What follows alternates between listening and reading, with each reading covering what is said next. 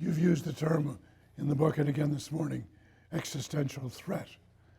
It seems to me that one of the differences between the world that I covered when I was the Moscow correspondent of the Washington Post in the early 70s and today is that the nature of the threat is quite different.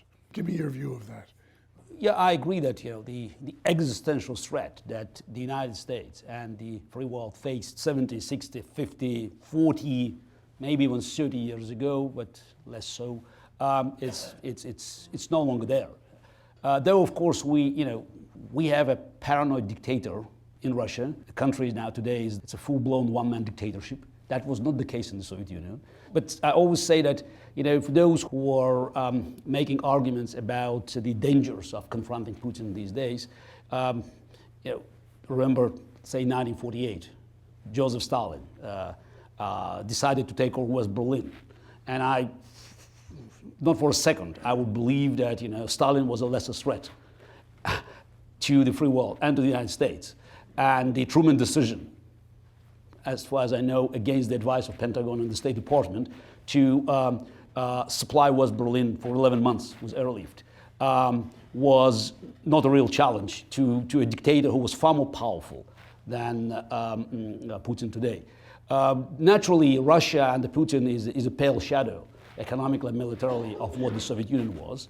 And once speaking at CNBC show on the floor of New York Stock Exchange, I said that from this room, the United States could do more damage to Putin's Russia than all the presidents from Harry Truman to Ronald Reagan could do during the Cold War.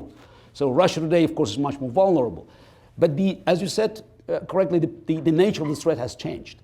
And if 30, 40, 50 years ago, the United States faced the Soviet Union as the sort of as a leader of the global coalition against the free world, today there is no leader. Of course, Putin is the most powerful enemy of the free world, but there are many other groups that do exist, and they could inflict damage, not as big as Soviet Union could or Putin can today, but still, it could be extremely painful and tragic.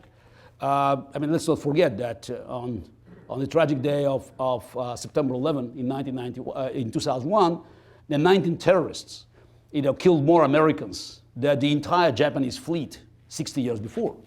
And now, 50 years later, even smaller group, probably hacking into computers could cause even bigger damage.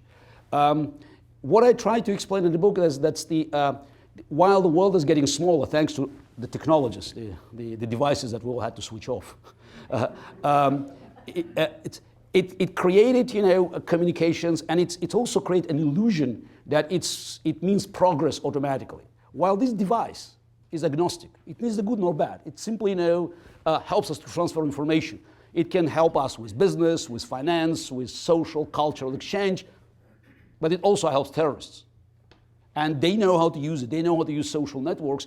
And the problem is that, while this world is so small and we can learn whatever is happening in the world within the split of a second, whether it's earthquake in Pakistan or tsunami in Indonesia or elections elsewhere, so in Argentina. The guys on the other side of the fence, they have no choice but to keep going with this open conflict with the free world, because otherwise they cannot justify their political existence. What else, they can offer to those they oppress, they govern? So it's not accidental that Putin's domestic policy is based entirely on the anti-American propaganda. So if you switch to Russian talk shows, you will not find anything about Russia.